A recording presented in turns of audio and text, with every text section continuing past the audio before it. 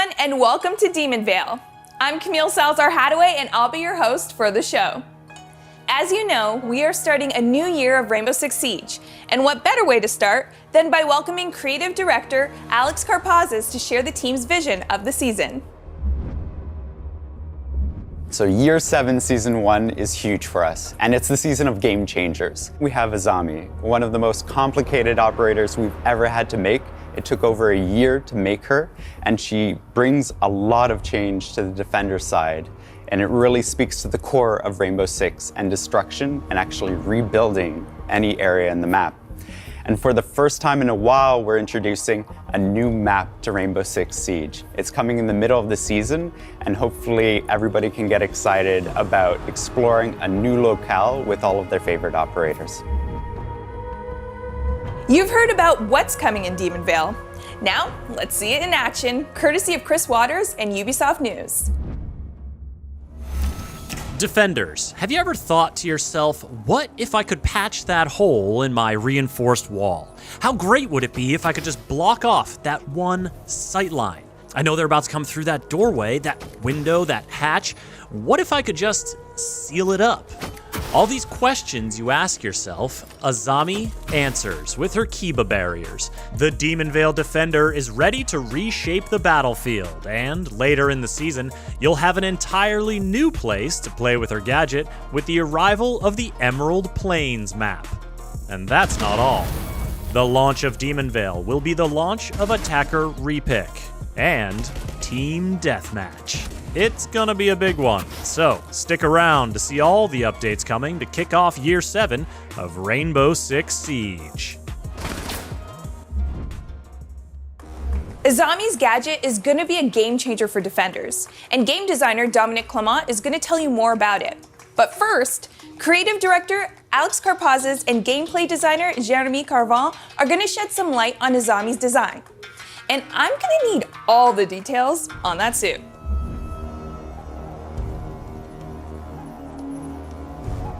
When we looked at Azami's visual identity, we actually looked towards the Japanese security police. So these are bodyguards that protect VIPs that are both domestic and international. But Azami is actually in the private sector. So we wanted to take a bit of liberty with her outfit, make sure that she can express that kind of duality of her nature. And that's how we ended up with this striking suit that Azami's wearing. When we wanted to talk about Azami's visuals, specifically her face mask, we wanted a bit of mystery there for her. This is a piece of fashion in Japanese culture that's existed forever, and we wanted to make use of it. So it was an ideal way of showcasing her kind of more hidden side.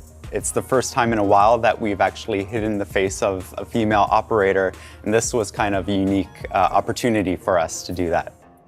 We worked with our Japanese colleagues and poured through a bunch of kimono patterns and traditional patterns from the Japanese culture, and we actually settled on cranes because it was a nice kind of analogy for her gadget. The cranes are very powerful, and we kind of see that in her operator icon as well, where the crane kind of transforms into her gadget, which are the kunai.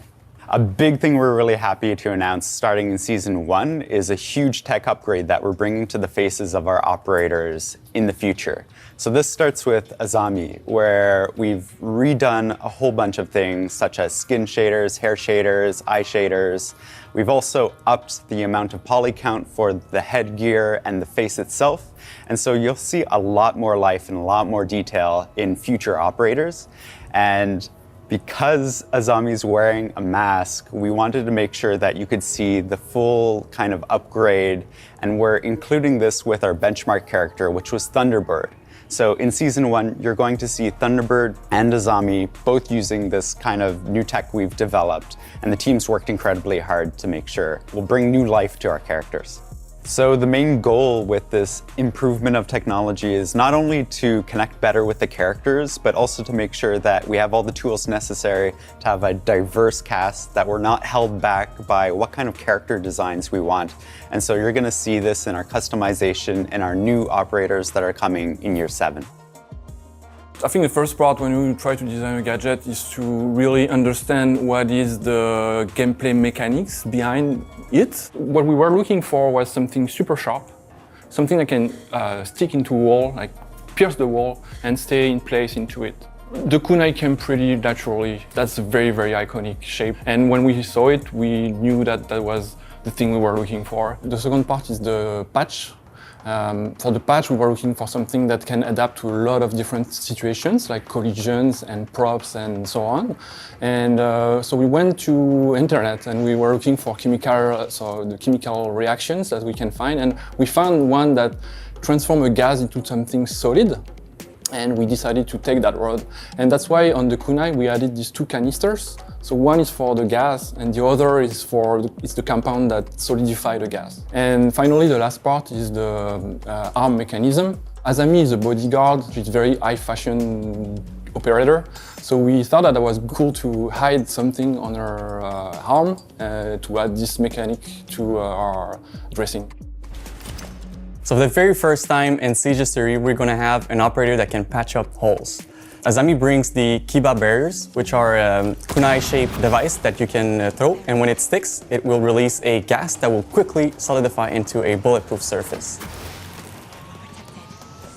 So the idea of having an operator that can patch up holes is something that comes up pretty much every time you ask someone to come up with an idea for an operator.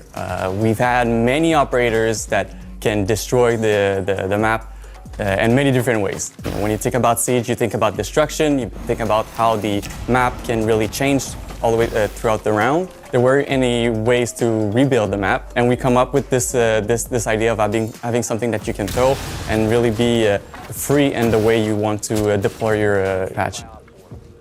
The role of Azami is really an anchor. You know, she's an architect, so you want her close to the objective. You want her close to your anchor players so she can provide the necessary cover for them. You want her close to the walls that you're gonna expect some form of breach. So you want her on site. That's where she's the strongest. So Azami is a total game changer. Literally. For the first time and ever, the defenders can actually protect themselves from vertical play, which is something that was never possible before. If you had a buck or a sledge right above you, making holes on the floor, you were kind of, in panic and you had to run away, you had to get out of there. There wasn't anything you could do, but now you can. Now you can throw a patch, you can throw a kiba barrier there and actually provide you with some real cover vertically, which is something that is completely new for Siege. You can patch a ace hole, Ibana hole, anything you can think of. You can also even patch up a hatch that's been opened. The possibilities are really endless, and it's really something that would completely change the game. We're sure of that.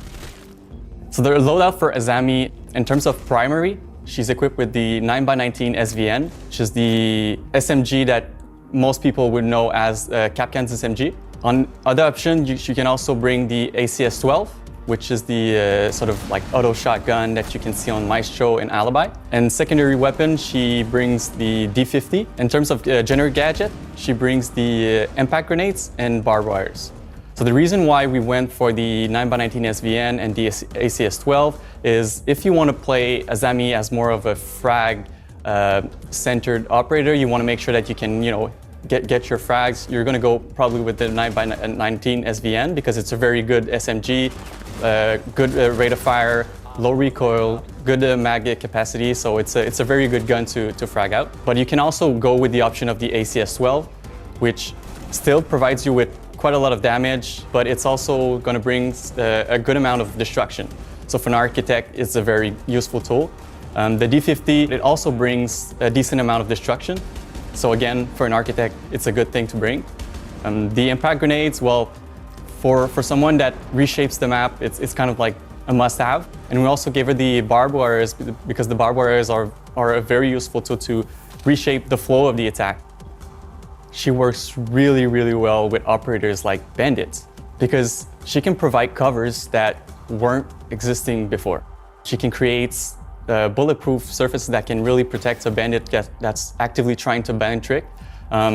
Considering that you can use the gadget on pretty much any surfaces, you can also use it to block drone holes. If you have few areas on different maps like Consulate, where a garage door, it's the big door that's usually a bandit trying to bandit trick, and it's a very vulnerable place, and there's a drone right next to you that's begging to have a twitch drone go through, a grenade go through, and really deal damage to your bandit.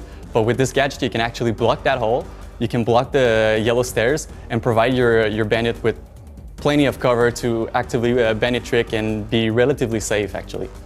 In addition, she can also work really well with Mira. With her gadget, she can actually create half reinforced wall. It's not the same as like an actual reinforced wall, but you can place it on the soft wall, so you can really create some really exciting new ways of setting your defense. Since the gadget is bulletproof, it's going to be a very good, useful tool to protect you, but you can't really rely too much on it because it's also very easy to deal with.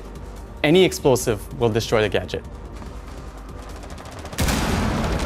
It also can be destroyed by 3 melee hits if you don't have any explosives at your disposal. Your best bet to really deal with this gadget is to bring operators like Zofia, Ash. These are very useful operators that can destroy the gadget from afar with their gadget.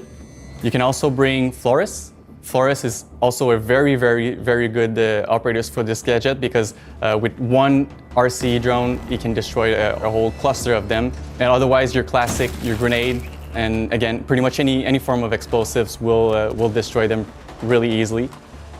So you can rely on the gadget to protect you from bullet, but you have to be careful that it's not going to be permanently on the map. Attackers will have a relatively easy way to deal with them. So it's a temporary fixture. So many players will tell you that Velvet Shell is probably one of their favorite season. One of the reasons for this is because we introduced Mira, which was a huge change for the meta and a huge change for the way people actually played the game. And we're kind of hoping for the same thing with Azami. She brings such a exciting and such of a creative gadget that we're really hoping to see the game kind of like switch into a completely different ways of defending and completely different ways of setting your different sites and different defense. And it's very exciting operators to introduce into the game. In addition to the new operator, Demon Veil is bringing back something I know you all are excited to see. A new map. Let's get a close look at where you'll soon be having close encounters. Here's level designer Josem El Rene.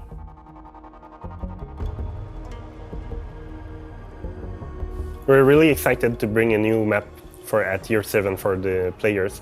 It was a really big challenge to secure something that is fresh, that feels new, but also that keeps the same level of quality standard that we've accustomed our players to. So the map is set in Ireland. It's a older style, classical style manor or castle.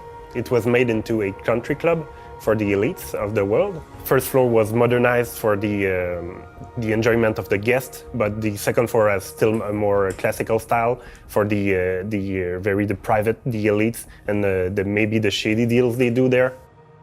Coming back after so long, creating a new map, it was hard to get a new starting point in terms of thematics and vibe that we wanted. Finding the location was a challenge for the team, but I think we really hit the target right in the bullseye and created something that is quite unique and enjoyable. We really wanted to take what we've learned with the old maps and really bring a new one with those learnings. I really like when I know where I am, I know what is coming next. That's something that is really important to make a map enjoyable, is that it's easy to learn. And the faster you get to know the map, the faster you'll get enjoyment out of it. And that's what we strove for. During High Caliber, the team debuted the lab test server with Team Deathmatch and Attacker Repick. For more on how that went, welcome back Deanna Stanley and a couple of familiar faces.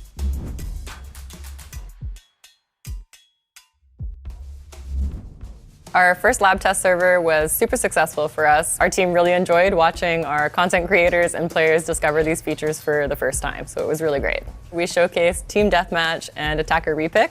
The reaction we got from the community was really positive, so we're going to be able to announce today what's coming for those two features.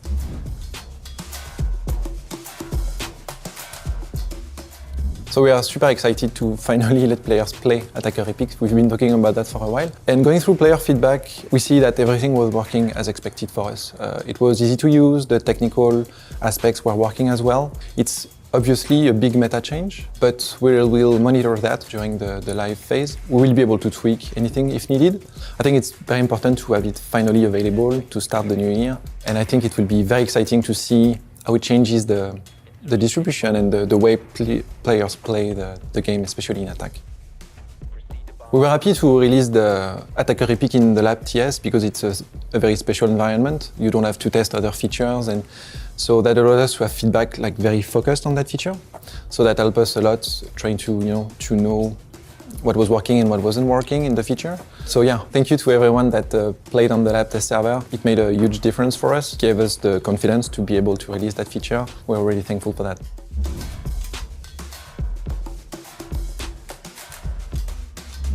So last December, we had our first TS Lab in which we introduced Team Deathmatch game mode. We had a blast watching players run around the different maps with different operators and different combination of many of the same operators, and just have a blast on this game mode. And we collected a lot of feedback on this game mode. And it was super fun to read all the feedback. It was honestly overwhelmingly positive, which is why I'm super excited right now to announce that, well, this game mode is going to be coming in this season with all the awesome content that we've already announced. This is a permanent game mode, so this game mode is here to stay. And we're super excited for you to jump in and get more people to experience this awesome game mode that we worked on. We worked really hard to make sure that we could release it as soon as possible, so we're going to release it this season. But do expect more update following the release, such as we know that you want to see more maps to be added in the game mode. We're working on this. We're also looking at improving our spawning system, because that was also something that was said in the feedback that we could implement and we could maybe make better. So we're actively working on this. So expect more update following the release to make sure that the game mode is at the top tier.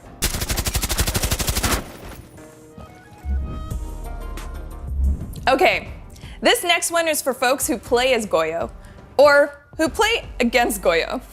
If that's you, Teresa Rico, Quality Control Lead from Ubisoft Barcelona, has some news.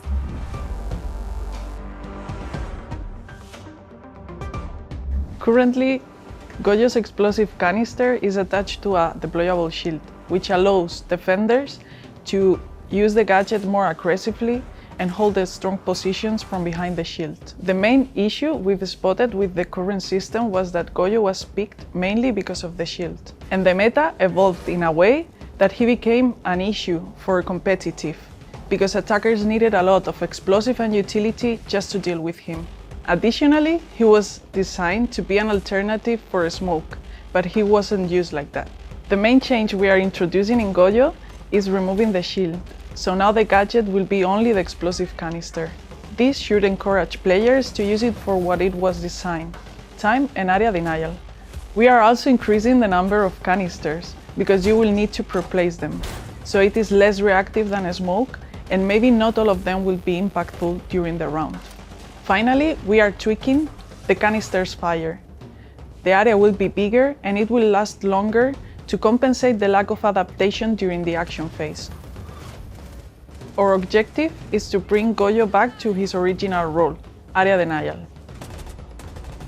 With the new behavior, his role should be clearer, and it should be easier to understand how and where to place the device. As Goyo, you should share your resources by placing the gadget where your teammates can use it, because it will be hard to control all of them. You are kind of giving them the ability to slow down the enemy. With this new version, the strategy and ability to cooperate will determine who is a good Goyo player. We've got one exciting loadout update for you. For more details, here's Sébastien François, UX designer.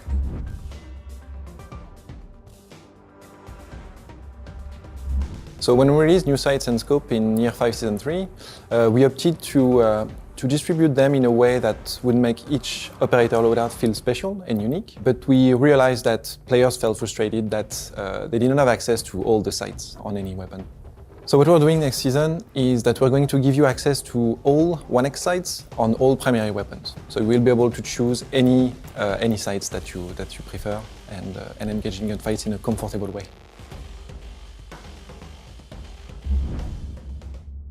Our PC players have been using the match replay feature to analyze tactics and strategy, learn from their mistakes, and create content.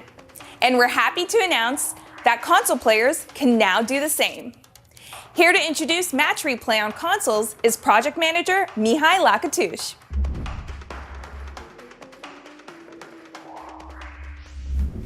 Yes, indeed, you heard it right. Match replay is coming to console finally. We're so happy to give this feature to our console players. We've been waiting for a long time. I know they've been waiting also for a long time, so we're pretty excited and happy to offer this feature with the new season that is coming. So first of all, I just want to let you know that our console players have always been in our focus. We always wanted to give this feature to them. It's just that on console, we want to have a certain degree of quality. So if you remember when we first released Match Replay on PC, it was in an alpha version, meaning it was in a rough state. But since then, we improved a lot. We did a lot of optimizations and, we added new features to it. So we believe now we're in a better spot. The development was a bit tricky, just because Rainbow Six, it's a very complex game that has a lot of underlying systems like, for sounds, for visual effects, for distraction, you name it. What we're doing, we're taking each system one by one and we make sure we can record it and play it back accurately. And this will translate in taking a lot of time. So this is why there was a delay between PC and console. On console, we have some constraints when it comes to disk space compared with the PC platform. So this is why we will be able, with our first version, to guarantee you that you will have your latest 2 hours of your gameplay available. Also, we're gonna still keep the 12 replays maximum amount of replays, but your latest 2 hours will be there. So after these 2 hours, when we reach this limit, we will start deleting your oldest replay. But be assured, your 2 hours are there to be watched and create your awesome moments. Demon Veil will also be launching with some new player protection measures, and Emmanuel Larive from the player behavior team is here to tell you more.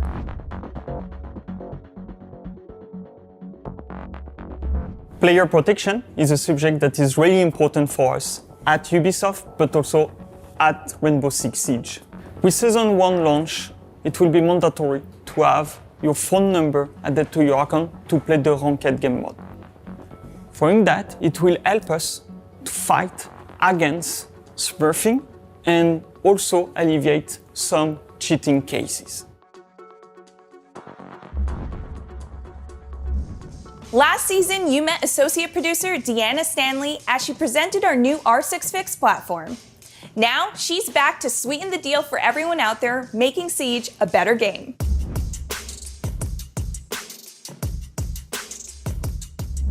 So the launch of R6 Fix 2.0 went really well for us. We saw a lot of engagement from our players. We saw a boost in tickets created, especially right at the launch. So we were super happy with how it went. So it's been super helpful for the dev team, specifically when users have been raising these issues, especially for those rare, harder to pin down issues. We're really appreciative to our community. We consider that the launch was a success. We saw 1,400 daily visits to the website, and it's compared to 300 in the same period last year.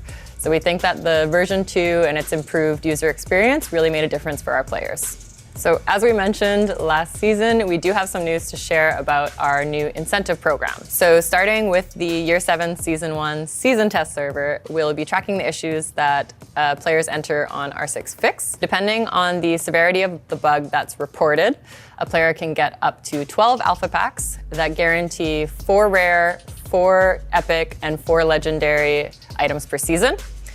So that's for a high priority bug of the highest severity, but even for those smaller issues, as long as they make their way into our internal systems, players can still get 1 of each rarity. So we hope that this is going to help our players feel incentivized for the help that they're providing the dev team. We're super appreciative of players who are spending their time to help us identify those issues, and we're happy to be able to just give something back.